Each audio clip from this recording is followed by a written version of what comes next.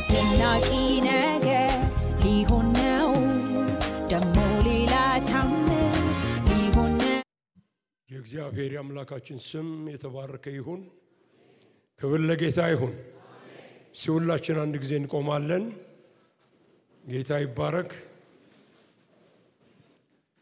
እስቲ ለዚህ ለምንወደው ለምናፈቅረው ጌታ በእልልታ በጭብጨባ ፍቅራችንን እንግለጽለት ሃሌሉያ አሜን አሜን አሜን አሜን እግዚአብሔር ይባረክ እንደቆማችሁ አጠገባችሁ ያለውን ሰው ከኋላ ያሉትን ሰዎች በጌታ ሰላም ብላችሁ ትቀመጣላችሁ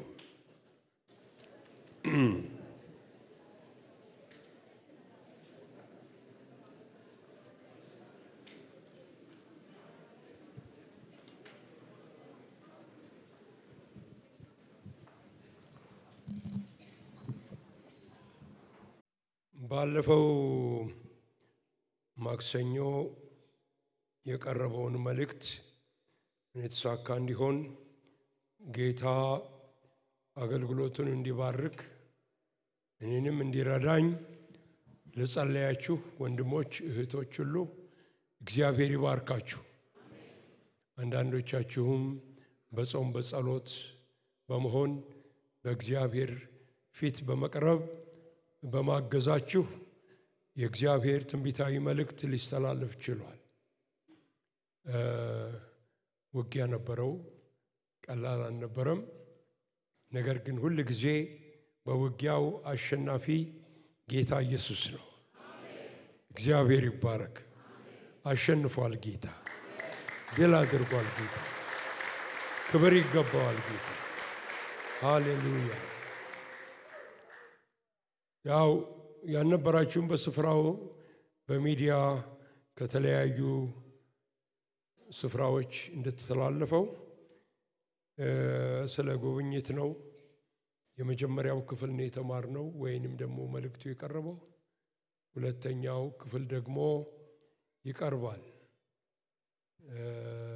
ሩቅ አይሆንም ነገር ግን ከዛ ላይ ያልተነሱ ሐሳቦች ነበሩ እና ያንን ያልተነሳውን ሐሳብ አብረን እንድንመለከተው መጽሐፍ ቅዱሳችሁን ወደ አዲስ ኪዳን እንድትከፍቱ ጠይቃችኋለሁ መጽሐፍ ቅዱሳችሁን የሉቃስ ወንጌል ምዕራፍ 7 ላይ ትከፍታላችሁ ከቁጥር 11 ጀምሮ እስከ 17 ያለውን እናነባለን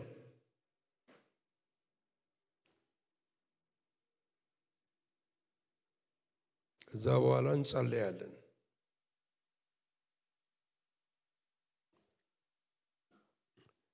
የሉቃስ ወንጌል ምዕራፍ 7 ቁጥር 11 በነጋውም ናይን ወደምትባል ወደ አንዲት ከተማ ሄደ ደቀ መዛሙርቱም ብዙ ሕዝብም ከእርሱ ጋር አብረው ሄዱ ወደ ከተማይቱም በር በቀረበ ጊዜ እነሆ የሞተ ሰው ተሸክመው አወጡ እርሱም ለእናቱ አንድ ልጅ ነበረ እርሷም መበለት ነበረች ብዙም የከተማ ሕዝብ ከእርሷ ጋር አብረው ነበሩ ጌታም ባያት ጊዜ አዘነላትና አታልቅሺ አላት ቀርቦም ቃሬዛውን ነካ የተሸከሙትም ቆሙ አለውም አንተ ጎበዝ እልሃለሁ ተነሳ የሞተውም ቀና ብሎ ተቀመጠ ሊናገርም ጀመረ ለእናቱም ሰጣት ሁሉንም ፍርሃት ያዛቸውና ታላቅ ነቢይ በእኛ መካከል ተነስቷል ደግሞ እግዚአብሔር ሕዝቡን ጎበኘ እያሉ እግዚአብሔርን አመሰገኑ ይህም ዝና ስለ እርሱ በይሁዳ ሁሉ በዙሪያውም ባለች አገር ሁሉ ወጣ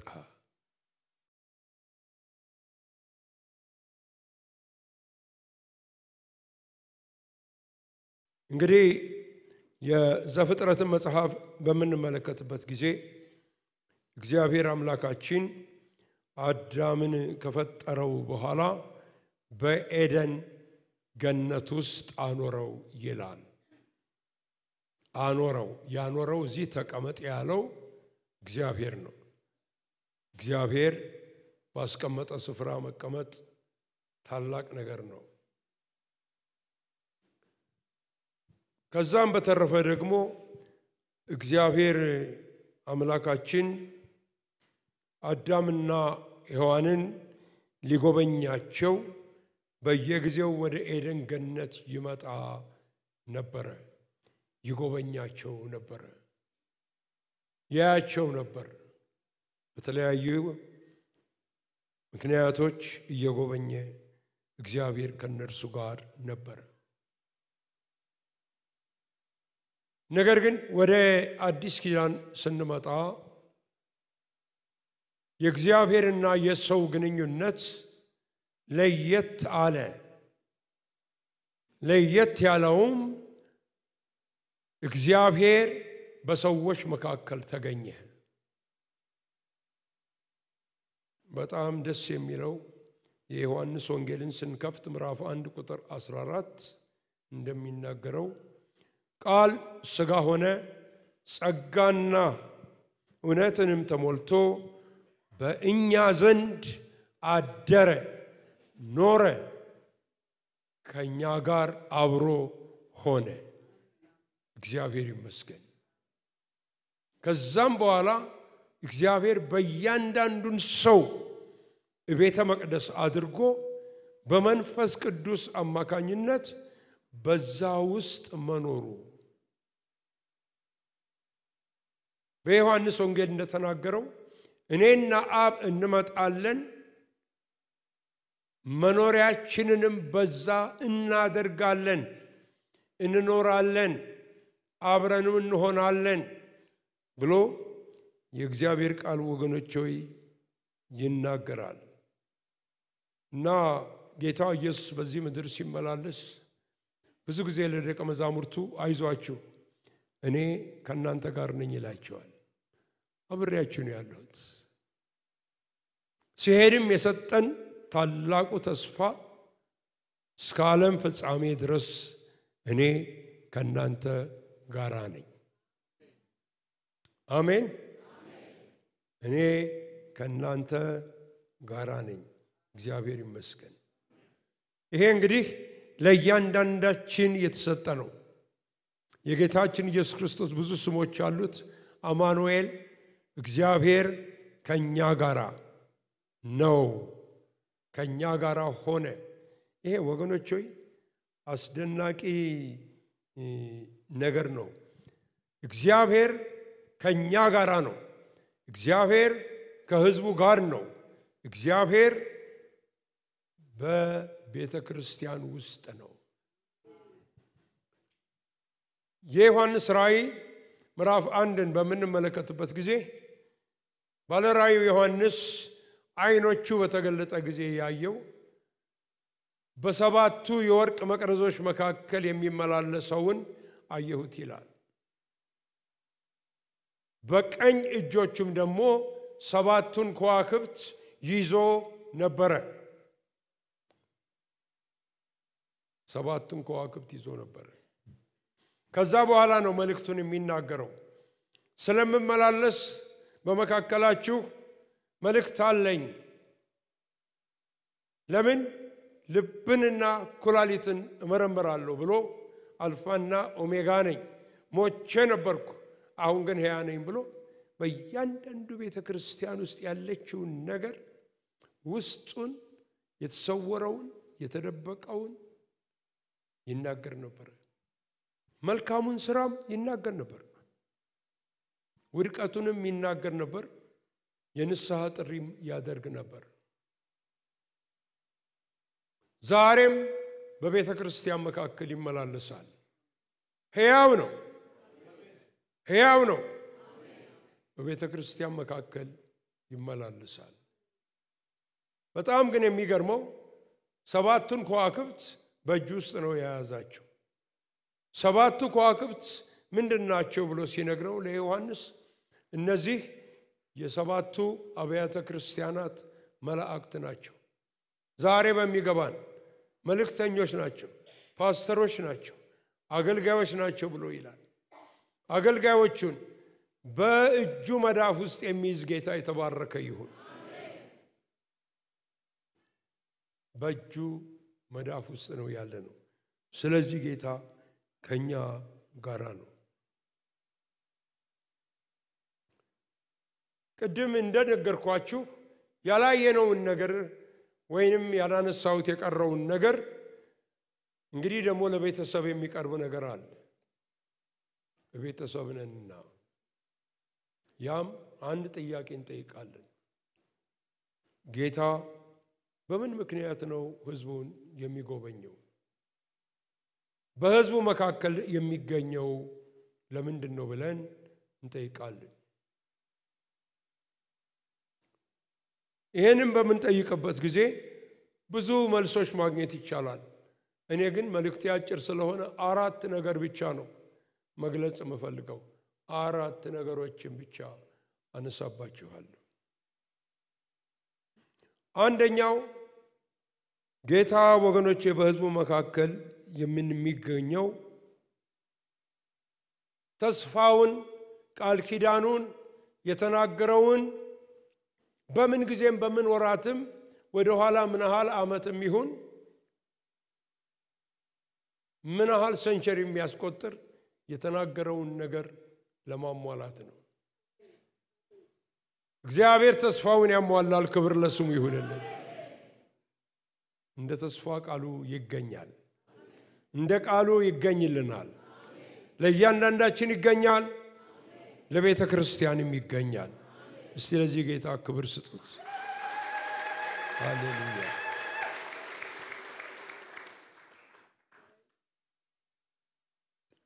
አዎ ወገኖቼ ይገኛል። ለሙሴ በተገለጠለት ጊዜ በቁጥቋጦ ውስጥ ጌታ ያለው ነገር አለ። እኔ የአብርሃም የይስሐቅ ያዕቆብ አምላክ ነኝ። ወደ ኋላ ሄዶ ነው የሚናገረው። ለአብርሃም የገባሁትን ተስፋ ቀጥሎም ለይስሐቅ የተላለፈውን መጨረሻም ላይ ደግሞ ለያዕቆብ የደገምኩለትን ያንን ተስፋ የሰጠው እግዚአብሔር በገባሁት ቃል ኪዳን መካከል ሕዝቤን እስራኤልን የተስፋውን ምድር ላወርሰው መጥቻለሁ ብሎ ተናገረው።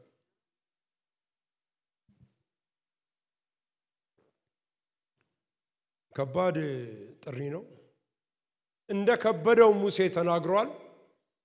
ነገር ግን እግዚአብሔር አስችሎታልና ጨረሰው። እግዚአብሔር ይርዳን። እግዚአብሔር የተመሰገነ ይሁን። ቃል ኪዳን ገብቼ ነበረ ከአባቶችህ ጋር ከአያቶችህ ከቅድመ አያቶችህ ጋር ቃል ኪዳን ነበረኝ።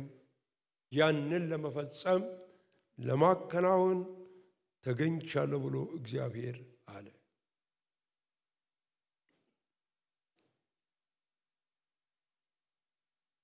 በኤርምያስ መጽሐፍን ሳነብ በጣም የሚገርም ነገር ኤርምያስ ስለሚመጣባቸው ፍርድ ይናገርና 29ኛው ምዕራፍ ላይ መልእክቱ ለስለስ ይላል። ከዛ በኋላ ስትሄዱ እግዚአብሔር ተሐድሶ እንደሚያመጣ መልሶ ቃል ኪዳኑን እንደሚያድስ ይናገራል። ለባሪያዬ ለዳዊት የገባሁትን ቃል ኪዳን ይላል። በተለይ ኤርምያስ 33 ከ14 እስከ 22 እዩ። የገባሁትን ቃል ኪዳን ለመፈጸም ለማድረግ እንደገና ሕዝቤን እስራኤልን እሰበስበዋለሁ ይላል። እንደገና አዲስ ቃል ኪዳን ከነርሱ ጋር እገባለሁ ብሎ ይናገራል። ጌታ ይባረክ። ያዕቆብ የሰማው ቃል የነገርኩህን እስካደርግልህ ድረስ አልተውህም። የነገርኩህ ነገር አለ ይሆናል ብዬ ያዕቆብ በብዙ ሕይወት ውስጥ አልፏል። ቢያልፍም ያ እፈጽመዋለሁ ያልኩትን ነገር ይፈጽመዋል። ክብር ለስሙ ይሁን። ሃሌሉያ። ወገኖች ሆይ እግዚአብሔር በቃሉ የሰጠን ተስፋ ይፈጸማል፣ ይሆናል። በግልም የተቀበልነው ተስፋ እንደ ፍቃዱና እንደ ቃሉ ከሆነ ሸለቆውም ዳገት ቁልቁለቱም ሻካራው መንገዱም ቢኖር የነገርኩህን እስካደርግልህ ድረስ አልተውህም ይልሃል፣ አልተውሽም ይላል ጌታ። እግዚአብሔር የተመሰገነ ይሁን። አይተው የተናገረውን ነገር ፈጽሞታል። ለአንዳንዶቻችን ትንሽ ረዘም ላለ ጊዜ ጌታን ለተከተል ነው በለጋ እድሜያችን የሰማነው ድምጽ ነበር። ይሄን አሁን እዛውስ ዲቴል ውስጥ አልገባ። በጣም ጥሩ ነገር በየዋህነት በልጅ ልቦና ተቀበል ነው። ነገር ግን ሸለቆም ስንገባ አብሮን እየገባ በሻካራው መንገድ አብሮን እየሄደ መራመድም ሲከብደን እየተሸከመን ቃል ኪዳኑን ፈጽሟል። አሁንም ይፈጽማል። እግዚአብሔር የተመሰገነ። ዛሬ ወገኖች ሆይ ከሙሴ ይልቅ ከአብርሃም ይልቅ የተሻለ የኪዳን ቃል አለ። ምክንያቱም ኪዳናችን የታተመው በጌታ በኢየሱስ ክርስቶስ ደም ነው። የማይፈርስ ቃል ኪዳን። ለዚህ ነው የዕብራውያን ጸሐፊ አሁን እኛ የተሻለ ኪዳን አለን ብሎ የሚናገረው በዚህ ምክንያት ነው። የተሻለ ነገር አለን እኛ አሁን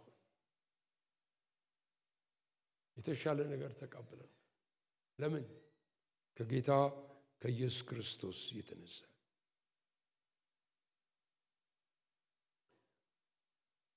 ሁለተኛው ጌታ ሕዝቡን ይጎበኛል ስንል እግዚአብሔር የወደቀ ስሙን ለማንሳት ነው። የወደቀ ስሙን ለማንሳት ነው። በሀገራችን በእኔ እንኳን እድሜ ሆኗል። በደርግ ዘመን የእግዚአብሔር ስም የወደቀበት ዘመን ነበር። ወድቆ ነበር። ኤቲዝም ነበር። የሚበላው ለሌለው ለኢትዮጵያ ሕዝብ ኤቲዝም ሲሰበክለት እግዚአብሔር የለም በል ሲባል ዳቦ እንደመስጠት እግዚአብሔር የለም በል ምንም አልጠቀሙ። የእግዚአብሔር ስም ተረስቶ ነበረ። በፈርዖንም ጊዜ በግብጽ ብዙ አማልክት ነበሩ። ከ800 በላይ የሚሆኑ አማልክቶችን መለኩ ነበር ይባላል። ያህዌ የሚለው እግዚአብሔር አንድ አምላክ የሚለው ፈጽሞ ተዘንግቶ ነበር፣ ተረስቶ ነበር። ይሄንንም የሚያምኑ ሰዎች ከጭቃ ጋር አብረው እየተረገጡ ይሞቱ ነበር። እግዚአብሔር በምህረት በቸርነቱ አያየና ይሄንን ሰው ሲጠራው የተናገረው ቃል ምንድነው? የሕዝቤን የእስራኤልን ጩኸቱን ሰምቻለሁ፣ መከራውን አይቻለሁ፣ ጉዳቱን ተመልክቻለሁ። እግዚአብሔር ጉዳታችሁን ይመለከታል። እግዚአብሔር ጉዳታችንን ይመለከታል። ምን አደርጋለሁ አለ? እወርዳለሁ አለ።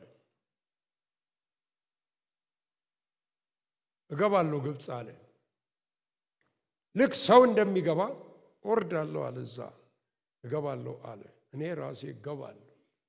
እግዚአብሔር ራሱ ይውረድልን። መጥቶ ጌታ ያገልግለን፣ በመንፈሱ ያገልግለን። በክብሩ ያገልግለን በኃያልነቱ ያገልግለን ክብር ለስሙ ይሁንለት ሃሌሉያ አሜን ወርዳለሁ ወረደና 10 መቅሰፍት በግብጽ ላይ አዝንቦ እንደገና ደግሞ ብዙ ድንቆችን በመድረ በዳ ያደረገ እግዚአብሔር አምላክ ያ ተረስቶ ወድቋል ተጥሏል የተባለው ስሙን ከአማልክት በላይ ከፍ ከፍ አደረገው ሃሌሉያ እግዚአብሔር ከጣዖታት በላይ ነው እግዚአብሔር ከአጋንንት በላይ ነው አሸናፊ ነው ድል አድራጊ ነው ስለዚህ ስሙን ለማንሳት እግዚአብሔር ምንም ያደርጋል ዛሬም ያደርጋል ዛሬም እግዚአብሔር ስሙን ወገኖች ሆይ ያነሳል ምን እንላለን ዛሬ የእግዚአብሔር ፍርሃት ከእግዚአብሔር ቤት ውስጥ ጠፍቷል እንላለን ምንም እኮ ፈራህ እግዚአብሔር የለም እንላለን እውነት ነው ግን እውነት ነው ፈራህ እግዚአብሔር ሲጠፋ ያን ነገር በኮሚቴ አትመልሰው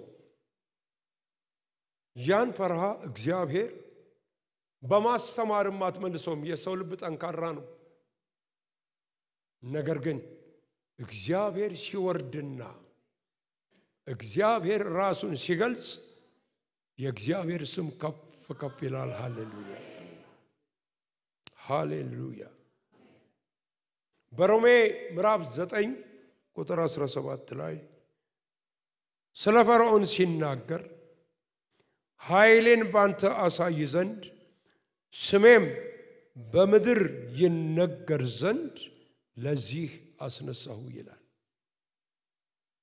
ለዚህ ጉዳይ አስነሳሁ ስሜን ማንሳት ፈልጌ ነው አለ ስሜ እንዲነሳ ነው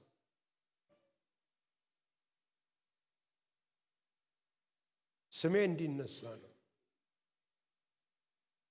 በሮም የሚነሱ ነገስታት ቄሳሮች በሙሉ አንድ እብሪት በውስጣቸው ይገባና ከአማልክት ጋር ደምራችሁ እኔ መለኮት ነኝ ዲቫይን ነኝ ብለው እንዲመለኩ ያደርጉ ነበር በዛ ጊዜ የነበሩ ክርስቲያኖች አንድ ጊዜ አንደኛው ችግራቸው ሃይማኖትህን ለመከተል የምትፈልግ ከሆነ አስቀድሞ ለማን ነው ለቄሳር ምስል ስገድ ለምስሉ አንሰግድም አሉ አንሰግድም እኛ አንድ ጌታ አንድ ንጉስ አንድ ሃይማኖት አለን ያም ከሙታን የተነሳው ሞትን ያሸነፈው ኢየሱስ ክርስቶስ ነው ይሄን ተናገሩ ይሄ ነበር ለስደት እንዲሰጡ ያደረጋቸው የእግዚአብሔር ስሙን ያነሳል ምን አይነት ስም ነው ከስሞች ሁሉ በላይ የሆነ ስም የተቀበለው ኢየሱስ ክርስቶስ በመታዘዝ ነው ምላስ ሁሉ ኢየሱስ ጌታ ነው ይላል ጉልበትም በሰማይ በምድር ከምድር በታችም ያሉ ሁሉ ለዚህ ስም ይንበረከካሉ ይህ ስም ታላቅ ስም ነው በዚህ ስም ድነናል በዚህ ስም እናገለግላለን በዚህ ስም እንወጣለን በዚህ ስም እንገባለን ኢየሱስ ኢየሱስ ኢየሱስ ኢየሱስ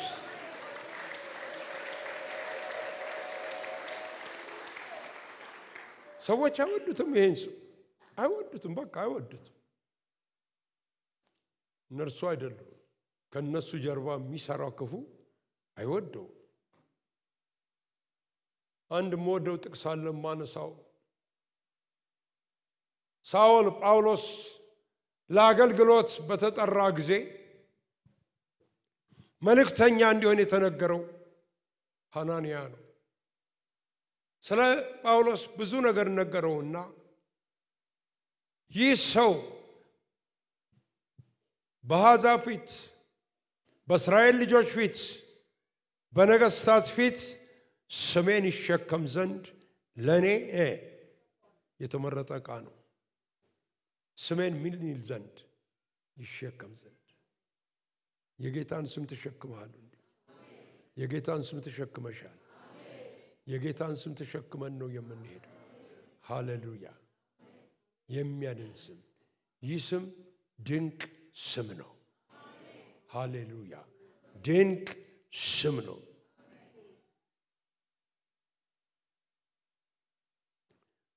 ሶስተኛ ወገኖች ሆይ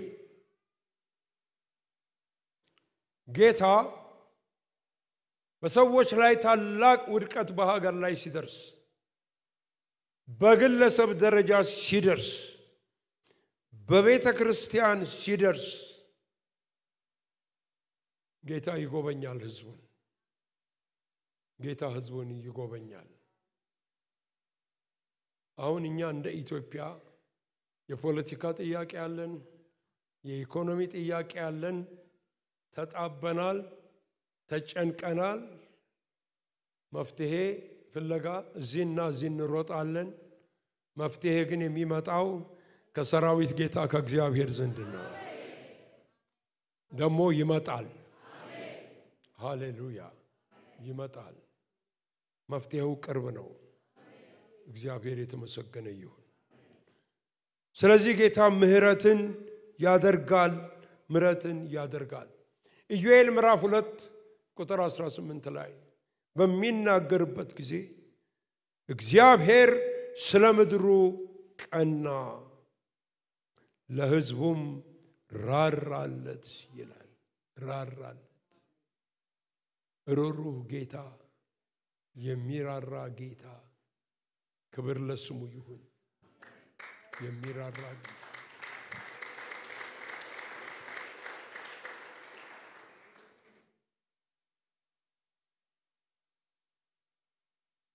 መጽሐፈ ሩትን ስንመለከት የኑኃሚንን ታሪክ ታውቃላችሁ። የኑኃሚን ታሪክ አንድ በጣም ደስ የሚል ቃል ውስጡ ይገኛል። እዛ ላይ ምን ይላል? ኑኃሚንም ይላል እግዚአብሔር ሕዝቡን እንደጎበኘ ምግብም እንደሰጣቸው ሰማች ይላል። ጉብኝት ፍለጋ ወደ ባዕድ ሀገር ሄዳ ነበረ። እዛ ይሻለኛል በሚል ቀን መጣና ደግሞ እግዚአብሔር ሕዝቡን እንደጎበኘ እንጀራም እንደሰጣቸው ዳቦም እንደሰጣቸው ሰማች።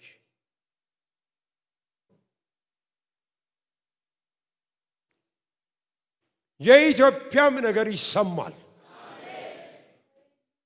በቃ ይሰማል። ልክ እንደዚሁ ኑኃሚኖች እየጎረፉ ይመጣሉ። ብዙ ዘመን የሰማነው አንድ ትንቢት ነበር። በኢትዮጵያ ላይ ከሚደረገው ታላቅ ሪቫይቫል የተነሳ የውጭ ሀገር ሰዎች ሳይቀሩ ወደ ምድሪቱ ይገባሉ፣ ይመጣሉ ተብሎ የሰማችሁ ብላ ብዙ እጃችሁን ታወጣላችሁ።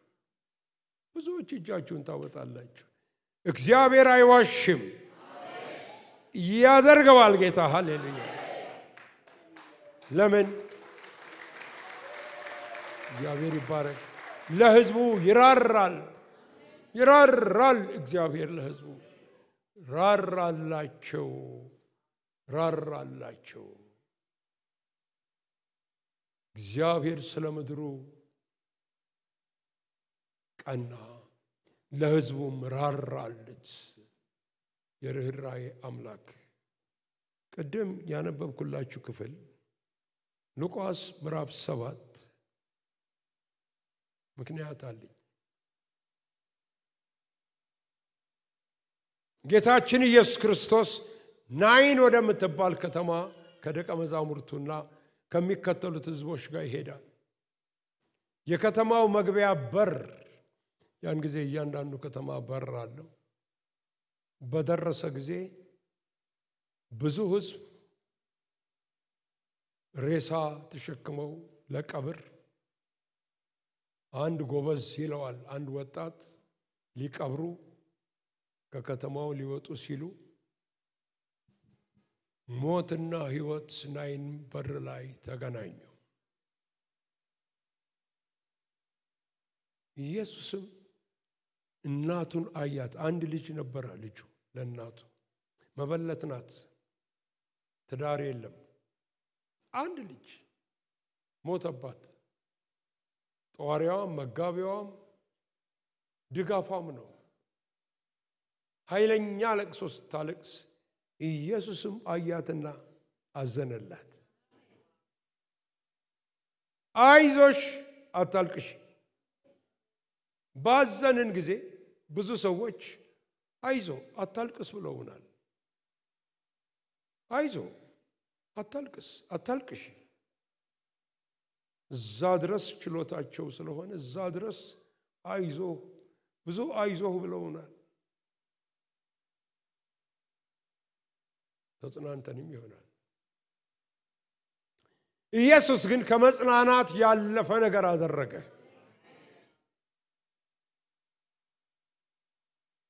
ቀረበና ቃሬዛውን ነካው ይላል። ዳሰስ። አንተ ጎበዝ ልክ ሰው እንደሚያናገር ሐዋርያቱም ሲጸልዩ ለሙታን እንደዚሁ ነበር።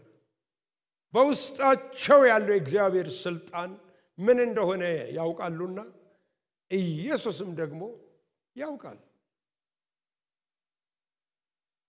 አንተ ጎበዝ እልሃለሁ ተነስ።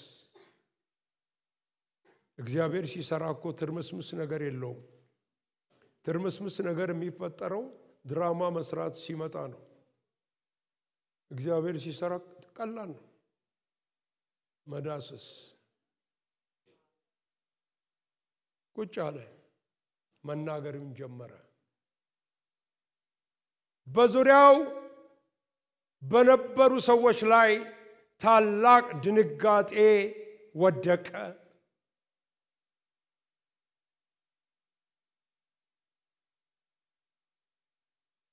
እግዚአብሔር የሚያስደነግጥ ወሬ ያሰማል። ከክብሩ የተነሳ ከሚሆነው ነገር የተነሳ የሚያስደነግጥ ነገር ያሰማል። ደነገጡ፣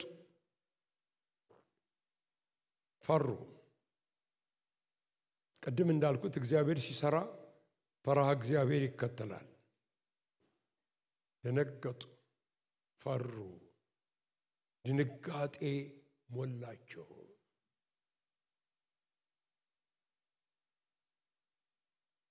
ጌታ በሚሰራው ስራ በሐዋርያት እጅ በሚሆነው ነገር ሁሉ ከተማው ላይ ድንጋጤ ይመጣ ነበር። ምንድነው ይሄ ጉዳይ? ምንድነው?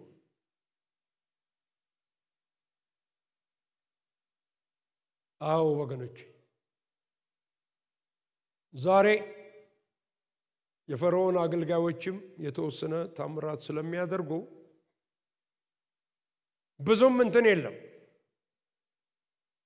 ይሄንማ እናውቀዋለን፣ ይሄንማ እነከሌም ያደርጉታል እስከ መባልም ተደርሷል። አሁን ግን እግዚአብሔር የሚያደርገው ነገር የሚያስደነግጥ ነገር ነው። እግዚአብሔር የሚያስደነግጥ ወሬ ያሰማን። ከክንዱ መገለጥ የተነሳ መውረድ የተነሳ የሚያስደነግጥ ነገር ያሰማን። ክብር ለስሙ ይሁን። ድንጋጤ፣ ሃሌሉያ! ድንጋጤ ምንድነው ይሄ? እንዴት ሊሆን ይችላል? ይሄን ነገር እንድንደርስበት ያስፈልጋል።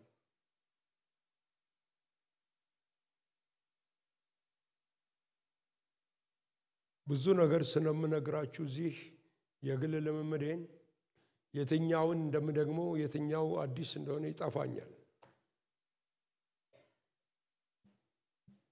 አንድ ጊዜ በተከራየነው ቤት ላይ ሆነን ልጆች ሆነን ስናገለግል ከኛ ቀጥሎ ደግሞ ሰዎች አሉ የሚኖሩ እና ያከራኙን ሰው አንድ ቀኛዝማች ነበሩ። ራሱ ልጃቸው ከኛ ጋር አገልጋይ ስለሆነ ያኔ ማከራየቱም ችግር ነው፣ ፈተና አለ። አከራዩን ግን እሳቸው ምንም ማንንም ሰው አይፈሩ እና ስናገለግል እንደዛ እያለን እንዴት ነው ልጆች ይሉናል። ስንገባ ጥሩ ነው፣ ስንወጣም በርቱ ይሉናል። ከዚህ ያለፈ ነገር የለም። ከኛ ግን ጎረቤት አጠገባችን እዛው ደግሞ የሚያከራዩት ቤት አለ። አንዲት ሴት ትኖራለች። ስለዛች ሴት የሚሰማው ነገር በጣም የተማረች ሴት ናት ይላሉ። በቃ ይሄ ትዝ ይለኛል። በጣም እሷ የተማረች ናት። ደግሞ አንዳንድም ሰዎች ከየት እንደሚመጡ አላውቅም፣ እንደሱ አይነት ወንዶች የሴቶች ሲመጡ በአማርኛ ሲነጋገሩ አንሰማም፣ በእንግሊዘኛ ነው የሚነጋገሩ። ምንም የኛ ነገር ተቃውሞም የላቸውም፣ ምንም ስሜትም አይሰጣቸው፣ ይገባሉ ይወጣሉ። በኋላች ሴት ታመመች ተብሎ ሰማንኛም ወሬ ታማለች ተብሎ አልጋ ላይ ነው ያለችው። ሐኪም ቤት ትውላለች፣ ትገባለች ተደግፋ። በኋላ እኚህ ሰው ያከራዩን ለነዚህ ሰዎች ምን አሏቸው? እናንተ እነዚህ እኮ ልጆች ቢጸልዩላት ይቺ ሴት እኮ ትፈወሳለች። እነዚህ ልጆች እንዳትንቋቸው፣ እኔ አውቃቸዋለሁ፣ ጉደኛ ናቸው አሉ። እንደዚሁ ነው የሚያወሩ። ሲያወሩ በኋላ ተነጋገሩና በጣም ብዙ ስለተናገሩ ኑ ግቡ ተባልን። 8 ሆነን ገባን። 9 ነን 8 አልጋውን ከበበን።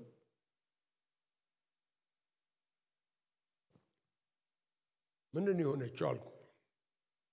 በቃ አትበላም አትጠጣም፣ ጥርሷ እንደተዘጋ ነው አይከፈትም፣ ይሄም መድኃኒቱ ምናምን ሲባል ማረሳው አንድ ኮሎኔል ነበረ። የኤርፎርስ ኮሎኔል ነው ሰውዬው። ወንድሟ ይሁን ዘመድ ነው እና ዝም ብሎ ያየናል። ምንም አልተነጋገርንም። ምንም አይነት ጥንቃቄ አላረግንም። ይመስለኛል ወደ ድሮ አይነት አገልግሎት መመለስ አለብን። በጌታ በኢየሱስ ክርስቶስ ስም አንተ ልትገላት የመጣ መንፈስ በሉጣ አሁን ሲባል ያቺ ሴት አንዴ ጮሆቷ አለቀቀችው። ድብልቅልቅ ወጣ። እዛ ያሉ ሰዎችም ድንጋጤ ያዛቸው። የሚያስደነግጥ ነገር እምላችሁ ይሄ ነው።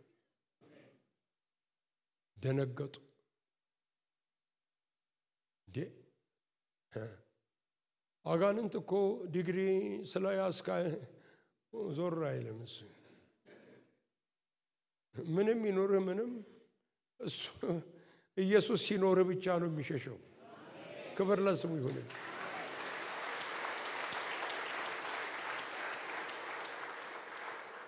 ክታብ ብታረግ ዞር አይልም።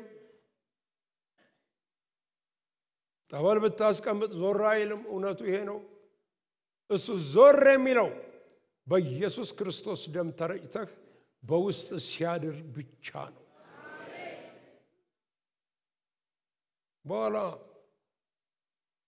ሴትዮዋ ነቃች። የት ነበርኩ አለች።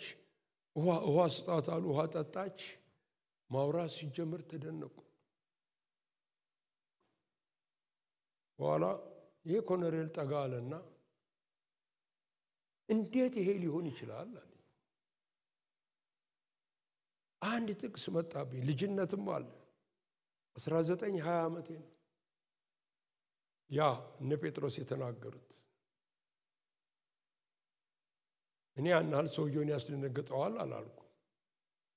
አይ ቃሉ እንደሚናገረው እናንት በሰቀላችሁት በገደላችሁት እግዚአብሔር ግን ከሙታን ባስነሳው ሰውየው ራሱን ያዘ። በቃ እኔ መች ገደልኩት ለማለት ነው የሚፈልገው። ግን በቃ በነፃነት ነው የምናደርገው። ከዛ ቀን ጀምሮ ድንጋጤ መጣ። በኋላ እኛ ሰው መጡና ነግሬያቸዋለሁ፣ እነዚህ ልጆች ጉደኞች ናቸው አላልኩ ብለው ዘጉት። ቀኛዝማቹ በዚህ ጨረሱ። የዚህ ሁሉ ምንጭ የዚህ ሁሉ መሰረት የጌታችን ኢየሱስ ክርስቶስ ስም ነው። ሃሌሉያ! ክብር ስጡት ለዚህ ጌታ። እሩህ አምላክ ነው። የርህራሄ አምላክ ነው። ሃሌሉያ! ክብር ለስሙ ይሁን። አራተኛ እግዚአብሔር ሊናገር ሲፈልግ ህብረት ሲፈልግ ምንው ነገር ሲኖረው ይመጣል ወደኛ። ግን የሚያሳዝነው ብዙ ጊዜ እስቲ አንድ ሰው በጣም የምትፈልጉት ትልቅ ጉዳይ ያለኝ የምትሉት ሰው ቀጠሮ የሰጣችሁ ቤትና ብሏችሁ ስታንኳኩ በር ሳይኖር 3 ቀን እንዲህ ታዝናላችሁ። ጌታም ልክ እንደዚህ ነው። መጥቼ ነበር ላገኝህ፣ በጉልበት ግን አላገኘኸውም። አንተ ካፌ ላይ ነህ፣ አንተ ጥሬ ስጋ እየበላህ ሌላ ቦታ ነህ፣ የማይገባ ስራ እየሰራህ ወሬ ያወራህ ነው የምትውለው። እኔ ግን ጉዳይ አለኝ። ሊነግረን የሚፈልገው ነገር አለ። ሊያወራን የሚፈልገው ነገር አለ። እነዚህ እግዚአብሔር የተናገረን የሚሏቸው ሰዎች እውነተኞቹ ማለቴ ነው። ልዩነቱ ይሄ ነው። ከእግሩ ስር ናቸው። ያናግራቸዋል፣ ያጫውታቸዋል፣ ያሰማቸዋል ድምፁን። እግዚአብሔር የተመሰገነ ይሁን። ጌታ ደግሞ ሲመጣ ወደኛ ድንገት ነው። በመጽሐፍ ቅዱስ ሁሉ ስትመለከቱ ድንገት ሚክያስ 3:1 ላይ ያለው ቃል የምትጠብቁት ጌታ በድንገት ወደ ቤተ መቅደሱ ይመጣል የሚለው ሐዋርያት ሥራ ምዕራፍ 2 ላይ ሁሉም በአንድ ልብ ተሰብስበው ሳሉ ተቀምጠው ነው የሚለው። አይሁድ ቁጭ ብለው አይጸልዩ፣ በፍጹም በስግደት በመንበርከክ እንጂ በመቀመጥ አይጸልዩ ወይ በመቆም። ግን የረፍት ጊዜያቸው ድንገት ይለዋል እንደሚነጥቅ አውሎ ንፋስ ድምፅ ከሰማይ መጣ፣ ተቀምጠው የነበሩበትን ቤት ሞላ። በድንገት ጌታ ኢየሱስ ስለ ዳግም ምጽአቱ ሲናገር በድንገት ነው የምመጣው። ሌባ በየትኛው ሰዓት እንዲመጣ ባለቤቱ ቢያውቅ ነቅቶ በጠበቀው ነበረ። ነገር ግን በድንገት እኔም በድንገት ወደ ሥራ እየሄድክ ወደ ትምህርት ቤት እየሄድክ የዕለት ተግባርህን ለመፈጸም ስትል ሰማያት ይከፈታሉ፣ መለከት ይነፋል፣ የመነጠቅ ጊዜ ይሆናል። ሃሌሉያ! እግዚአብሔር የተመሰገነ። ስለዚህ ድንገት ነው። አብርሃም እግዚአብሔርን የሚወድ ሰው ነበርና ዘፍጥረት 18 ላይ እንደምናየው ከድንኳኑ ደጃፍ ላይ ሆኖ ቁጭ ብሎ ምን እንደሚጠብቅ አላውቅም። 3 ሰዎች ሲመጡ አየ። 3 ሰዎች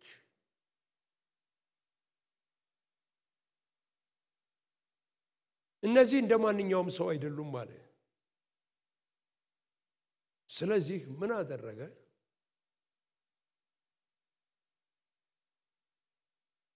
በጣም በሚገርም ሁኔታ በፊት ሞገስ አግኝቼ ከሆነ ባክህ አትለፈኝ በቃ አትለፈኝ እንደ በርጣሚዎስ በዚያ አይደል መልስ ያገኘው አዲስ ኪዳኑ አትለፈኝ በሉት እግዚአብሔር አይለፋችሁ አሜን አልፋችሁ አሂድ አሜን የበረከት እጁ ፈዋሽነቱ ባርኮቱ መልካምነቱ እባካችሁ አይለፋችሁ አሜን አይለፋችሁ አሜን አይለፈን አሜን ሃሌሉያ አልፎ ሲሄድ ይሰቀጥጣል ባካች አትለፈኝ በፊት ሞገስ አግኝቼ ከሆነ እሺ ግመላር ግቡ ሶስታችሁም ግቡ ግራቸውን አጠበ ሰማያዊ ሰዎችን ነበራም ያስተናግደው ምን አለ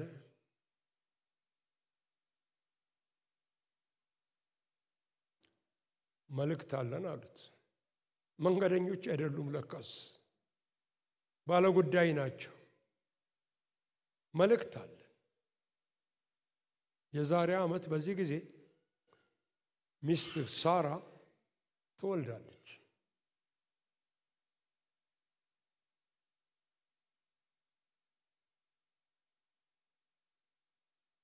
መልእክቱ መጣ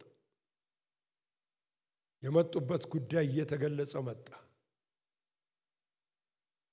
እንደማንኛውም እንደ መንገደኛ ሰው ነበር የመጡት አትለፈኝ እባካችሁ ቀኑን ሙሉ ይጠብቃል ቀኑን ሙሉ ማንንም ይሁን ብቻ ቤቴ ይግባ ይላል አንዳንዶች ሳያውቁ መላእክትን እንግድነት ተቀብለዋል ይላል እንደዚህ ዝግጁ ያድርገው ልባችን ዝግጁ ያድርገው እግዚአብሔር አው ዝግጁ መሆን ወገኖች ሆይ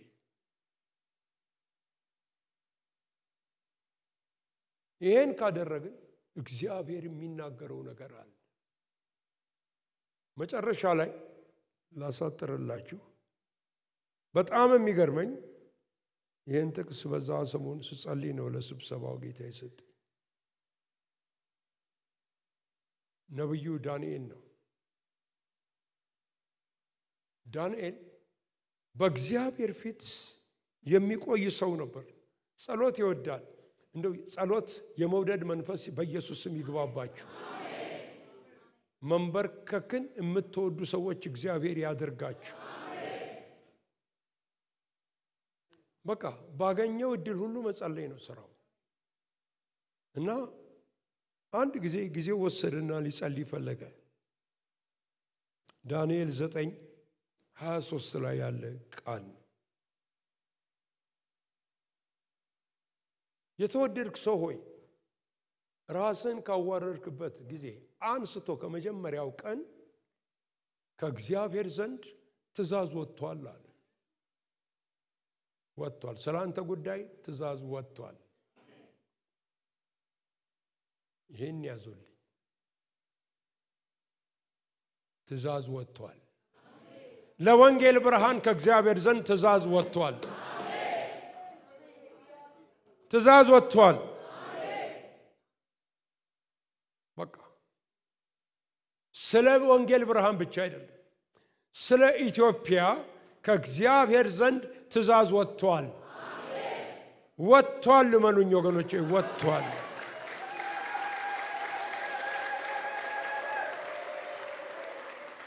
አንድ መስሪያ ቤት ሄዳችሁ ጉዳይ ለማስፈጸም ሚኒስትሩ ትእዛዝ የሰጡበት ማህተምና ፊርማ ያለበት ወረቀት ብታገኙ ልባችሁ እንዴት ይሞላል ጉዳይ እኮ ተፈጸመ ትላለች ይሄው ትእዛዝ ሰጥተውልኛል ትእዛዝ ተሰጥቶልኛል ትእዛዝ የሰጠልን የሰራዊት ጌታ ነው የሰማይና የምድሩ ጌታ ትእዛዝ ሰጥቷል ትእዛዝ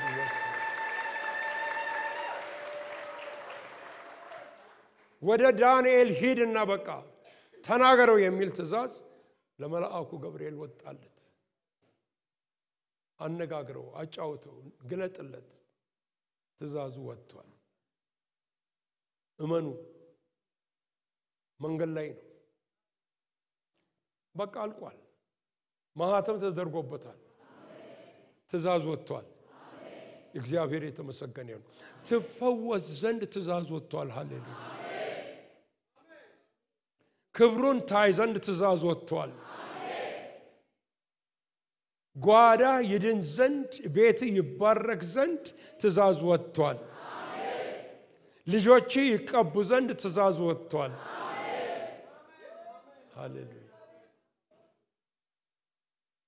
አንተም ከተጨነቅበት ነገር ነፃ ትሆን ዘንድ ከእግዚአብሔር ዘንድ ትእዛዝ ወጥቷል ሃሌሉያ ዛሬ ጠዋት አንድ መገለጥ መጣ እዚህ ውስጥ አንድ ሴት ነበረች 21 ቀን የጾመች ስለ ልጆቿ እግዚአብሔር ስፔሲፊክ በሆነ መንገድ ተናገራት 21 ቀን የጾምሽ ሴት ለልጆችሽ መለወጥ ከእግዚአብሔር ዘንድ ትእዛዝ ወጥቶልሻል አሁንም እኛ መገለጥ አንጠብቅም ትእዛዝ ግን ወጥቶልናል ሃሌሉያ ትእዛዝ ወጥቷል አናየውም አሁን አላየውም ግን በቅርብ ይሆናል በቅርብ ይፈጸማል በቅርብ ይታያል በቅርብ ይሆናል ሃሌሉያ እግዚአብሔር በእነዚህ ምክንያቶች ህዝቡን ይጎበኛል አዎ ሪስቶሬሽን ለማምጣት ተሐድሶ ለማምጣት እግዚአብሔር የተመሰገነ ይሁን ኑኃሚን አልመሰላትም አይመስለኝም ይሄን ሀገር ለቀን እንውጣ አይመስለኝም ወጣች በቃ ሰብስባ ቤተሰቧ ወደ ተሻለው ምድር ወደምትለው ሄደች ታሪኩ ውስጥ አልገባም ታውቁታላችሁ አንድ ቀን ግን ወሬ መጣ የሚገርም ወሬ መጣ እግዚአብሔር ህዝቡን እንደጎበኘ ዳቦም እንደሰጣቸው እንጀራም እንደሰጣቸው ኑኃሚን ሰማች እግዚአብሔር ህዝቡን አይጥልም አጠገባችሁ ያለውን ሰው እግዚአብሔር አይጥልህም በሉት እስቲ እግዚአብሔር አይጥልሽም በሏት እስቲ ማንንም የሚወድቅ የለም በኪዳኑ ስር ነን በኪዳኑ ስር ነን በቃል ኪዳኑ ስር ነን እግዚአብሔር የተመሰገነ ይሁን ሃሌሉያ ራሶቻችንን ዝቅ አድርገን እንጸልያለን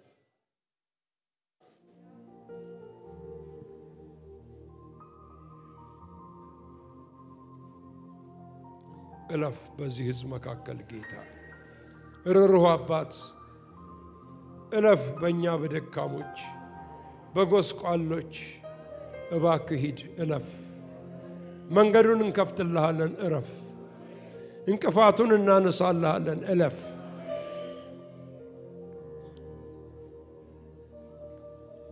እለፍ ጌታ ሆይ በኢትዮጵያ ምድር ላይ እለፍ እለፍ ጌታ ሆይ እለፍ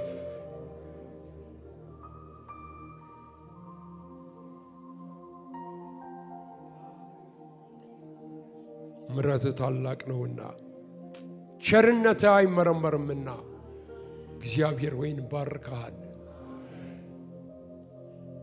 በአሁን ሰዓት በዚህ ጉባኤ በመንፈሳዊ ውጊያ ውስጥ የሚያልፉ ነፃ ይውጡ በኢየሱስ ስም ነፃ ይውጡ በኢየሱስ ስም ይፈቱ ኃይል የመንፈስ ቅዱስ ኃይል በላያቸው ላይ ይውደቅ ጓዳችንን ፈውስ ጌታ ቤታችን ውስጥ ገባ ጌታ ስውር ነገራችንን ዳስ ጌታ